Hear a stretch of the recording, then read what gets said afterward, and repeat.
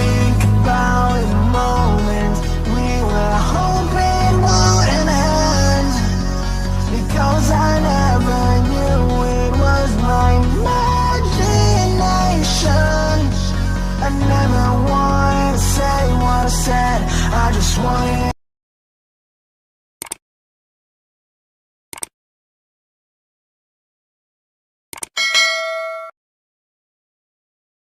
an explanation.